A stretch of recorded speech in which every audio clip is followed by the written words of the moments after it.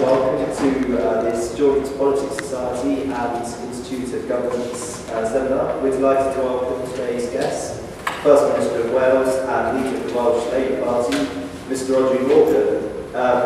With the ongoing debate about devolution in Britain following May's elections, it's particularly appropriate that we should welcome Rhodri Morgan at this time.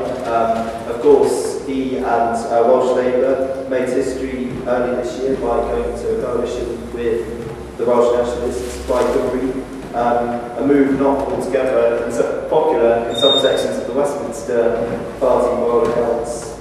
As First Minister since 2000, Mr Morgan has previously trodden a distinctive course in some areas in relation to, in comparison with policy at Westminster, particularly the issue of public service reform, as well as carving out a more distinctive approach from the Welsh perspective.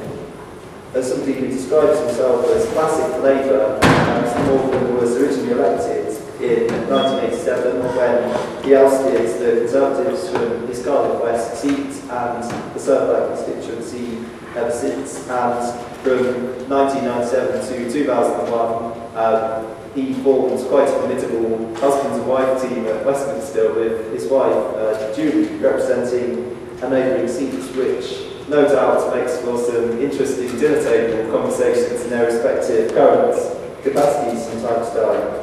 A widely respected and larger-than-life political figure, Mr Morgan was once mistaken for a Doctor Who actor, playing the role of a tree-like monster at a BBC studio in Wales. By all accounts, was an employee from London, and obviously wasn't that well versed in Welsh politics, so on that note, I guess the message is blame the English.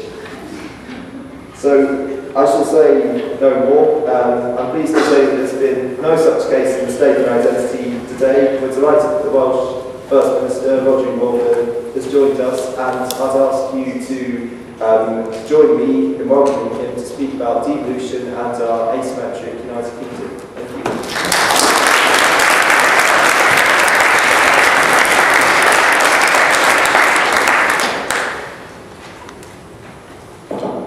Oliver, thank you very much for that introduction.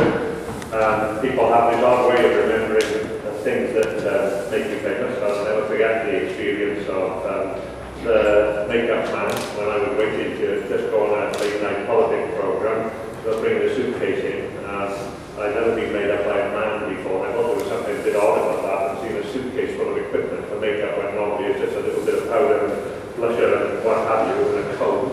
And I asked him what was that, and why were we going to take that long? He said, oh yes, it will all be all right. You look a wonderful tree in 2 hours' time. I said, I'm on in 5 minutes, and then we realised we were in the wrong makeup area. But Doctor Who has been a great Welsh success story. I don't know whether Devolution has been quite so much of a great success story, but I'm biased anyway.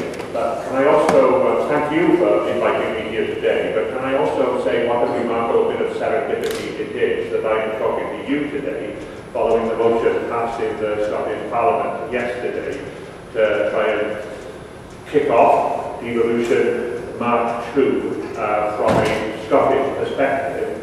Some aspects of this will be strictly for the Scots, but there will undoubtedly be some spin-off for Wales from this motion as it is carried through. But it certainly sets up today's lecture very nicely, and I regard it as an accident, but it just means that it's a sort of fantastic welcome for me, and I've had very interesting meetings with Wendy Alexander and with Alex Salmon today to hear their unbelievably different perspectives of what's going to happen next.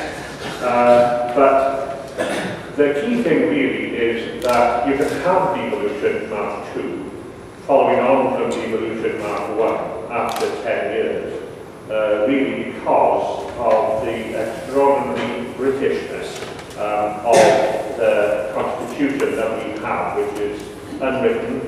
There are some unspoken, there are some fundamentals, but they're not written down anywhere. So therefore, if you want to move on from Mark 1 to Mark 2, there's actually nothing to stop you. Imagine the difference with countries with written constitutions. If it was Germany, you write it all down, you prescribe what is fundamental constitutional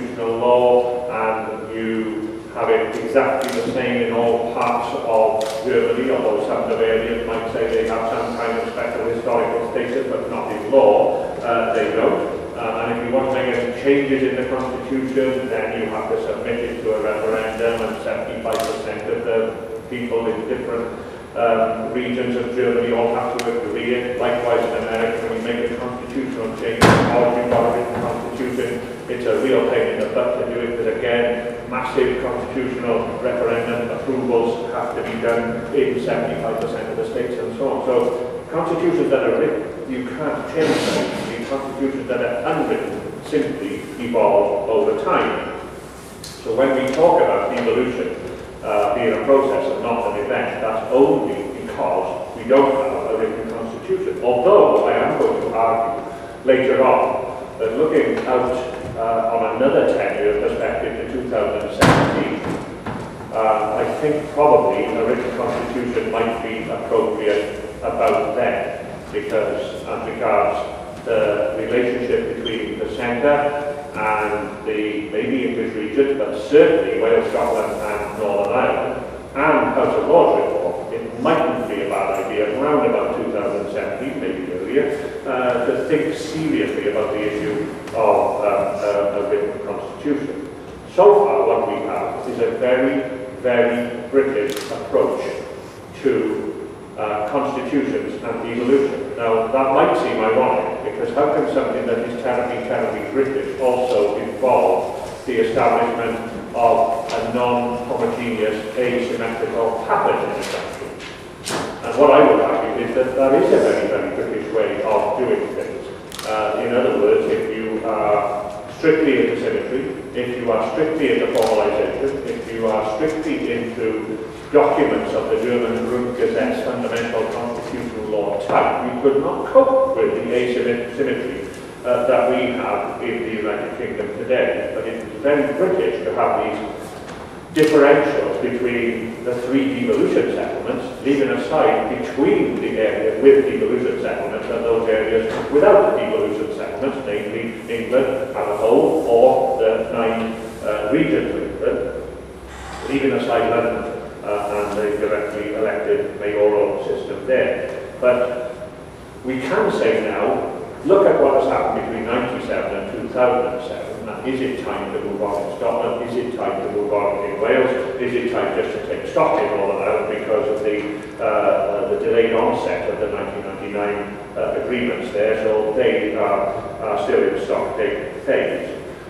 But certainly for Scotland and Wales, we could say that devolution is not a babe in arms any longer. Yes, by British standards, with a 1,000-year-old parliament, we are the new kids on the governmental block, but we have had now 10 years since the referendum, 8.5 years since the actual establishment of the Scottish Parliament and the Assembly. Yes, we've got some youthful attitude, of course, but I believe that we are providing grown-up administration, and therefore we can look to see, well, what have we done so far? What does that tell you about whether we should be moving on?